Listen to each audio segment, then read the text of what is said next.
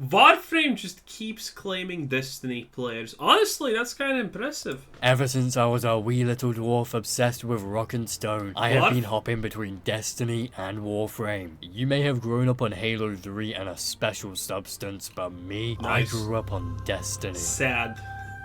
Sad. Yeah, it wasn't fun. Destiny 2 is an egregiously terrible game with a brilliant foundation and a fundamental downgrade practically every single year. The only good thing about the game was the original campaign. The greatest thing Bungie has ever done is convince people that it was somehow Blizzard's fault that Destiny sucked. It's true. In peace, and the Forsaken expansion, rest in peace again, as well as the Witch Queen expansion. But with the release of Lightfall, Bungie was somehow able to destroy me so entirely that I finally snapped out of my Stockholm Syndrome. Wow. Snap out of it! After being brutally scammed by Bungie over and over again with the most asinine content drops, comically low quality expansions, and a quite literal, undeniable, undebatable, straight up scam, aka Lightfall, I no longer suffer from sunk cost fallacy or even my decade-long Stockholm Syndrome. Hey, if you're playing a game and you have played it for, I don't know, I have played Dota for 7k hours, okay, that's a lot. The moment I quit it, I was happy. I have played Lost Ark for 2.5k hours. I quit it and I'm happy. You should never play a game just because you have played it for a long time. Go, experiment, play other things. In this case, a lot of people are trying Warframe, but honestly, I don't think... Well, there's no way to get rid of Destiny. It's always going to be there in the shadows clawing at people's sanity because there's... Well, there's nothing really similar to Destiny, right? It holds a complete monopoly over the type of game that it honestly is. Warframe comes kind of close to a couple of things. This is why people always talk about leaving Destiny for Warframe. But the reality is Warframe's not going to be for everyone, okay? It's not Destiny. Destiny is Destiny, and that's why it's so successful. And it has, rolled around in shit and constantly been a thought in people's psyches for such a long time. Because there's nothing really to replace it. People are leaving for Warframe because Warframe has some aspects of Destiny in it that people like, and if those are the aspects, then yeah, people are gonna move or try Warframe. But other than that, Destiny's probably not going anywhere. And no longer a Destiny 2 fan. No longer will I have to explain to my friends what insane number of shitty, wildly overpriced DLCs they have to buy as a new player. No longer do I have to defend Bungie's rampant predatory practices when it comes to making the Battle Pass $15 when claiming it was only $11, as they made it so that it doesn't quite fit in the lower tier of silver bundles. Obviously. No longer do I have to spend $100 on a Dude, that's an absolute classic. Well, this is the lowest amount of our special in-game currency that you can buy. It's $10. Oh, how much is the battle pass? Well, it's $21.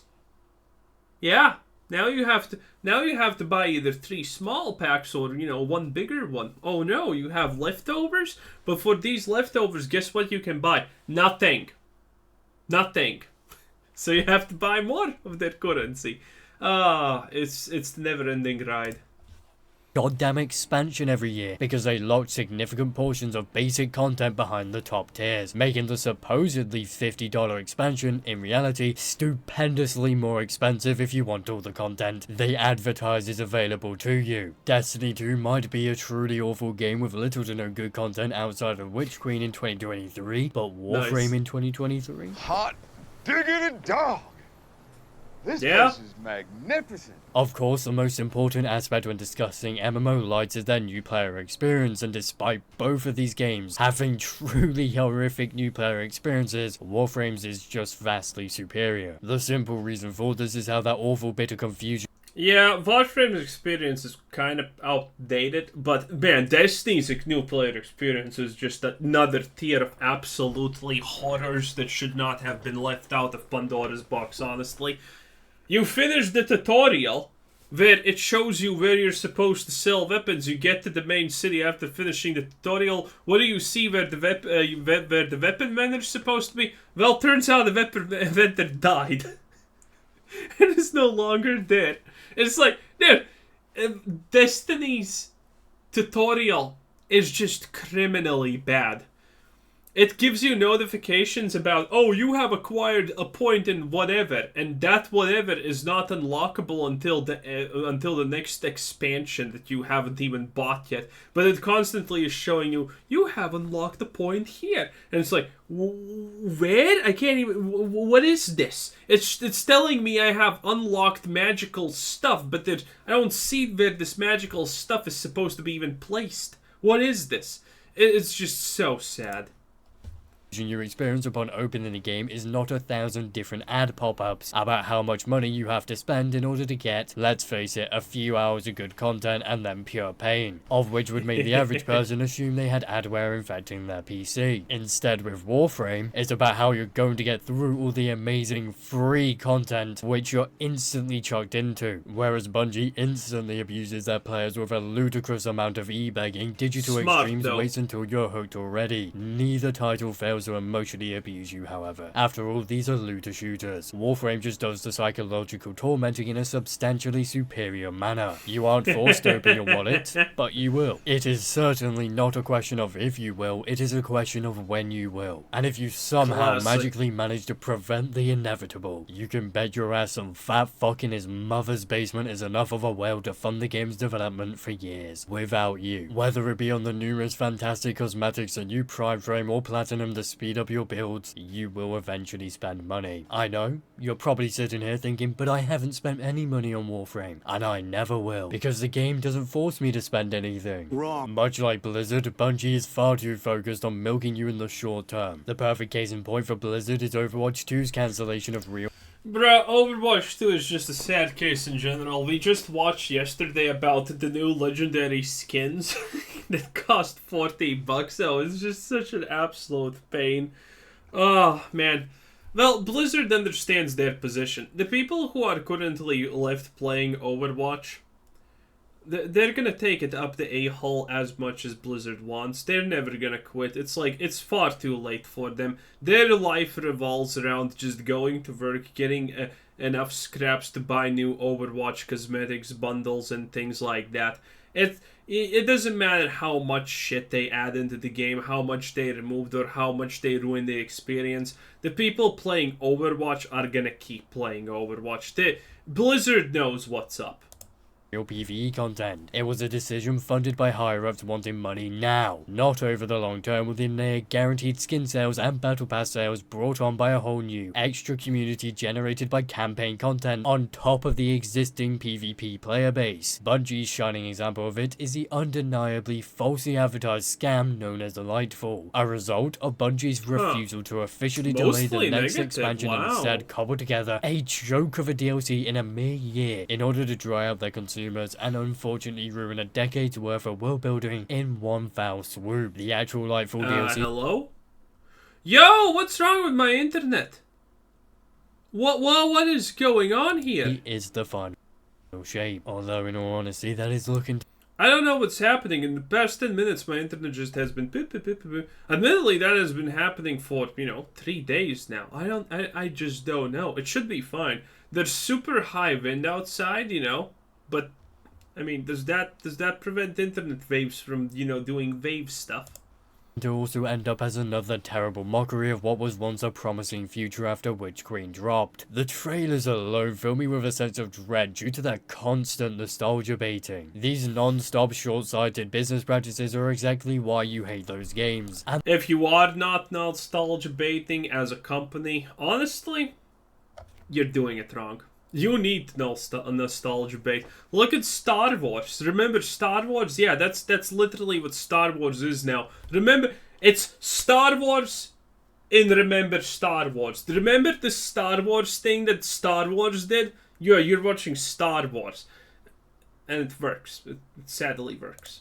And they deserve that hate. At every single turn, they are trying to abuse you into spending money instead of giving you a good gameplay experience that makes you want to spend money. What Warframe's business model does is slowly but surely draw the player in with brilliant gameplay and storytelling until they eventually buy some platinum. While a psychologically abusive tactic, as all good games feature, it is a far more healthy approach. Destiny 2 is the most non-free-to-play title in the history of free-to-play titles. If you are a free player in Destiny, you have practically no content to enjoy. You don't even have the base game's campaign to enjoy because they fucking deleted it so that they could force players into instantly spending money. That is why the new player experience in Destiny sucks so much compared to Warframe. The new player experience in Destiny 2 doesn't exist. Well, I take that back. It does exist, and it's called opening your wallet. Nice. You never have to spend any money on Warframe. In fact, there is nothing directly pushing you to spend money. If you want to experience the best possible form of monetization in a truly free-to-play title, then go play Warframe. If you want to experience the worst form of self-proclaimed free-to-play titles which aren't actually free-to-play, then play Destiny 2. For Warframe, you have to go out of your way to interact with the in-game purchases, and that is why you will.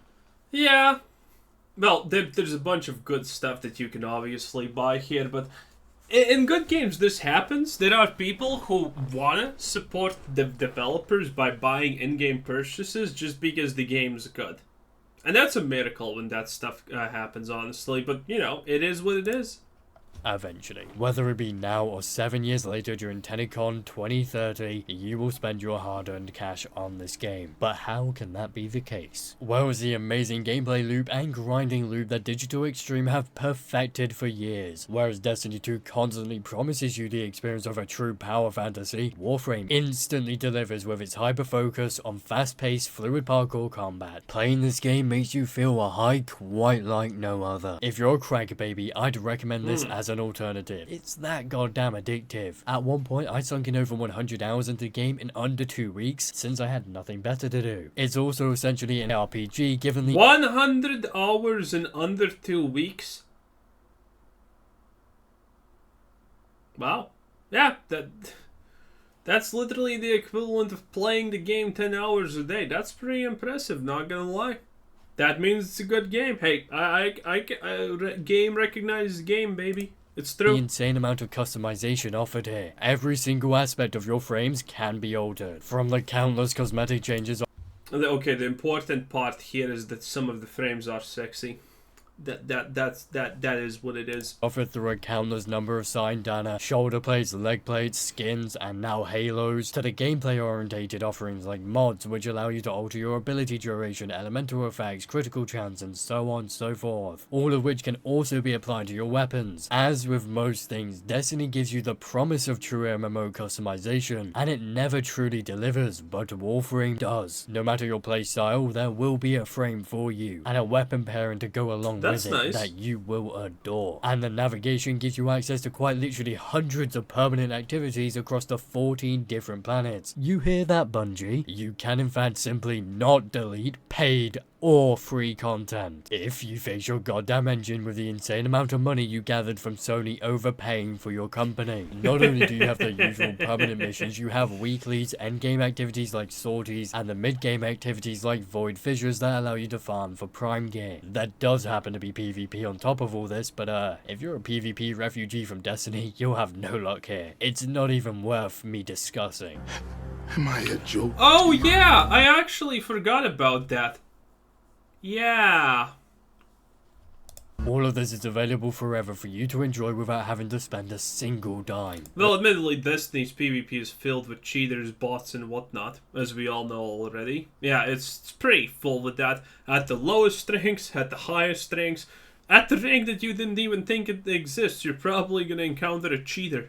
Leveling up your frames plus weapons via all of these missions will cause you to increase your mastery rank. Hidden behind the higher tiers of this are often more tantalizing weapons, so that you constantly have something worth grinding for. After reaching around Uranus, at no point during your time with Warframe will you be clueless as to what you're playing the game to obtain. It's the only thing your poor little soul will know from when you begin your suffering. After all, the endless void of grinding consumes us all. The main criticism you'll see directed towards Warframe is the player-driven economy. While it does often conveniently alleviate... Is that really the greatest criticism? I don't know about that one, Chief.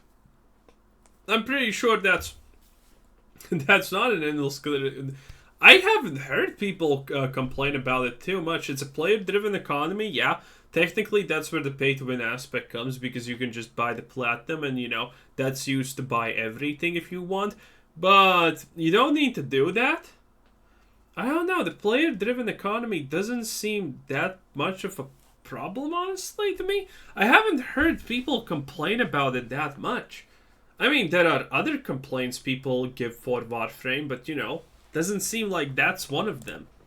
A lot of the discomfort some may find from the grinding, it is nowhere near pay to win in my eyes. For me to claim this as pay to win, I would also have to claim Team Fortress 2 is, and I think we could all agree that obviously is not the case. Sure, you can purchase Regal Air and Platinum with real money, but you can also earn all of it in-game fairly quickly. Simply sell the scrap prime parts you have on your person or sell your precious upper class mods. The main gripe I currently have with the monetization is how bloody expensive everything is rapidly becoming. During TennoCon 2023, DE announced a new type of cosmetic called Halos. These items are as described, but come with the extra perk of being adjustable. They're great, but they should not cost fucking 60 Great British Pounds to buy the set, or 70 Great British Pounds on console. That is quite literally the price of a whole ass AAA title. At most, cosmetics like these should cost $15. Well, yes, but that's probably not the most egregious example in gaming that you can find for this. But yeah, that's a little bit too much, let's be absolutely real.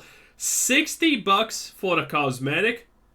Bro, we're a little bit in the void zone now at this point, huh? That's a bit much. But on the other hand, if you think about it, Disney would probably ask $500 from you, so maybe it's not that bad. Blizzard would probably ask you $300 for it, but you know, it's fine. At least this is one of those games where people are not complaining like in Overwatch. Man, do you remember the good old days of the loot boxes? How that was so much better than the actual non-loot box version of this game? At least that doesn't happen. At most. I do, however, unfortunately highly doubt these prices are ever going to drop, considering the fact Warframe is getting half of a mobile port next year. I say half because we only know of an iOS version, which I find to be a particularly strange decision when you take into account how much larger the Android market actually is. I mean, even if we disregard the mobile port, this game is practically on everything at this point, from the Nintendo Switch, last gen consoles, PCs, to current gen, and soon to be mobile. I have utterly no idea how Digital Extremes manages to pull this off, given how massive the content additions are every year. Not to mention, I don't really care about the cosmetic prices so long as the actual content remains free. After all, Warframe basically adds an entirely new game to itself at least once a year. The Deveri Paradox is their latest update. Until the next is the perfect example of this. It genuinely gave us an entirely new game inside of Warframe via a roguelike. It's essentially a roguelite. Yeah, it's pretty wild, it's pretty insane. So, this game has multiple modes that you can enjoy, and they're pretty good, and they're pretty different. So now, it's like you have the original Disney players, but now you have, like, I don't know. Well, you can't call it, like, Dark Souls enjoyers, but, you know, it's I would call it something akin to that, and people can try that and be happy. They're doing wild stuff. They're being pretty successful. And I don't know if they're going to stop anytime soon, which is a good thing. Experience that's admittedly not too shabby. It is pretty damn good. Regardless, with such a drastic addition to the already wild number of platforms supported, I see no future where these cosmetic prices aren't continuously soaring to new heights above the already insane £74 on PlayStation, through inflating them with the addition of Platinum and or Regal Air into the bundles. What's even more insane is how this monetization is still infinitely better than Bungie's. And although I'm not overly excited about the next update for Warframe myself, I mean, I think that speaks volumes when some kind of cosmetic costs $60 and you're like, well, it's still better than Destiny if we're being honest here, which is probably true. Well, it is true. I have seen the Destiny monetization. It's pretty sad. It's pretty sad. Far more excited than I am about anything to do with Destiny, thanks to Bungie's unparalleled greed and seeming incompetency. So with all that being said, we have fun. Yep, well, that was Mischiefs. I think that's how you pronounce him. In any case, good stuff, 10 out of 10. This was Quizzer Said 10, thanks for watching, subscribe if you haven't already, and have a nice day. Bye-bye.